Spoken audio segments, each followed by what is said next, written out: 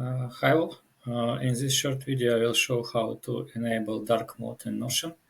Actually this is a pretty simple task. Go to your Notion main page, and here in the on the left menu bar you will find this settings item. Click on it, go to the settings, and actually the first thing that you can find here is appearance. Just go to the appearance settings and you can find a few options here: light, dark, and use system settings.